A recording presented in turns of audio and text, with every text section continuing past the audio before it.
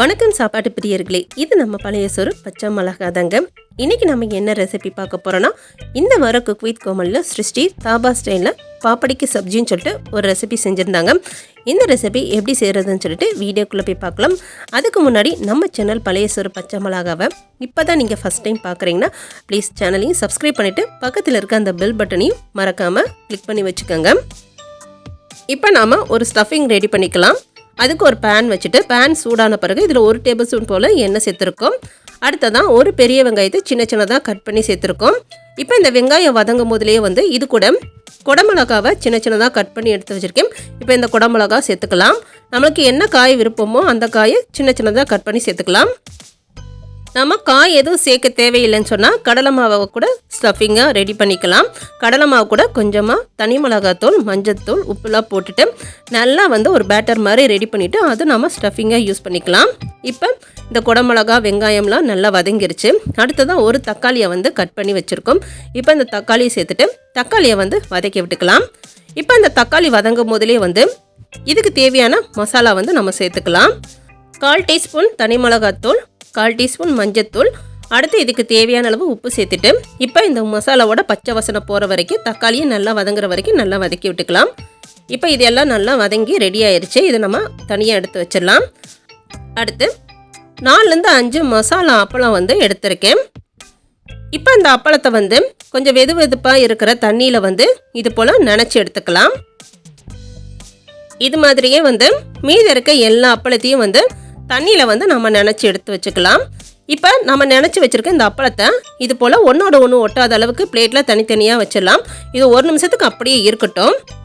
இப்போ நம்ம தண்ணியில் நினச்சி வச்சுருக்க அப்பளத்தை ஒரு பிளேட்டில் எடுத்து வச்சுருக்கோம். இதில் நம்ம ரெடி பண்ணி வச்சுருக்க இந்த மசாலா ஸ்டஃபிங் வச்சுக்கலாம். வச்சுட்டு இந்த மசாலா வெளியே வராத அளவுக்கு இது போல் 2 சைடு மடச்சி விட்டுட்டு இதை நல்லா டைட்டாக நம்ம ரோல் பண்ணி எடுத்துக்கலாம்.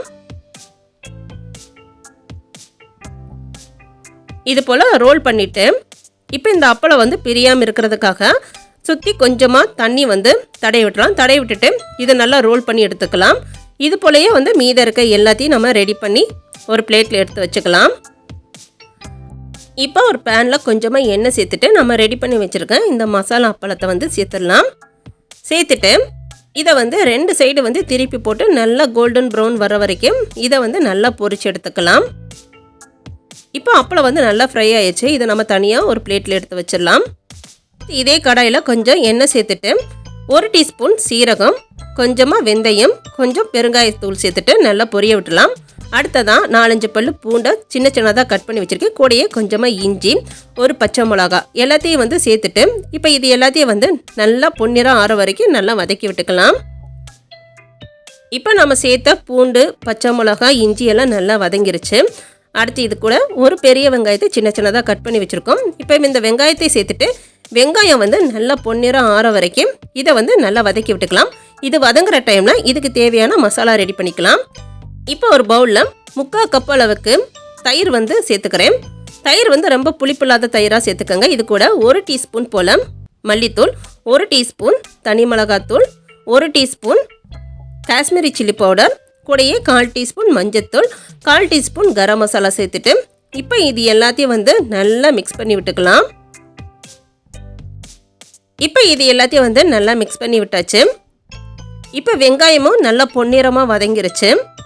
இப்போ இதில் நம்ம ரெடி பண்ணி வச்சுருக்க இந்த தயிர் எடுத்து சேர்த்துக்கலாம். சேர்த்துட்டு அடுத்து இந்த கிரேவிக்கு தேவையான அளவு தண்ணி சேர்த்துட்டு இப்போ இது எல்லாத்தையும் ஒரு வாட்டி நல்லா மிக்ஸ் பண்ணி விட்டுக்கலாம். இப்போ இது போல் எல்லாத்தையும் நல்லா மிக்ஸ் பண்ணி விட்ட பிறகு இப்போ இந்த கிரேவிக்கு தேவையான அளவு உப்பு சேர்த்துக்கலாம். சேர்த்துட்டு திரும்பவும் ஒரு வாட்டி நல்லா கலந்து விட்டுட்டு அடுப்பு குறைவாக வச்சுட்டு இப்போ இந்த கிரேவியில் இருக்க எண்ணெய் நல்லா பிரிஞ்சு வர வரைக்கும் இதை ஒரு 10 நிமிஷத்துக்கு நம்ம மூடி நல்லா கொதிக்க வச்சு எடுத்துக்கலாம். இப்போ கிரேவி நல்லா கொதிச்சு எண்ணெய் நல்லா பிரிஞ்சு வந்திருக்கு பாருங்கள். அடுத்து இந்த ஸ்டேஜில் நாம் ஏற்கனவே பொரிச்சு வச்சுருந்தோம்ல அந்த அப்பளத்தை 2 கட் பண்ணி வச்சுருக்கேன். இப்போ இந்த அப்பளத்தை இந்த கிரேவியில் நாம் சேர்த்துடலாம். சேர்த்துட்டு இப்போ இது எல்லாத்தையும் ஒரு வாட்டி நல்லா மிக்ஸ் பண்ணி விட்டுக்கலாம். இது போல் எல்லாத்தையும் நல்லா கலந்து விட்ட பிறகு இதில் கொஞ்சமாக கஸ்தூரி மேத்தி சேர்த்துக்கிறேன். இப்போ கஸ்தூரி மெத்தி சேர்த்துட்டு திரும்பவும் ஒரு வாட்டி லைட்டாக கலந்து விட்டுலாம். கலந்து விட்டுட்டு திரும்பவும் ஒரு மூடி போட்டு மூடிட்டு ஒரு 2 நிமிஷத்துக்கு இந்த கிரேவியை வந்து நம்ம கொதிக்க வச்சு எடுத்துக்கலாம். இப்போ 2 நிமிஷம் ஆயிடுச்சு. மூடியை ஓப்பன் பண்ணி பார்க்கலாம். இப்போ கிரேவி சூப்பராக ரெடி ஆயிருக்கு பாருங்கள். இந்த வர குக் வித் கோமலியில் சிருஷ்டி செஞ்ச தாபா ஸ்டைல் பாப்படிக்கு சப்ஜி சூப்பராக ரெடி ஆயிடுச்சு. இந்த சப்ஜி கூட ஜீரா ரைஸ் வச்சு சாப்பிடும் போதுல டேஸ்ட் சூப்பராக இருந்துச்சு. இது போல் நீங்களும் செஞ்சு பாருங்கள்.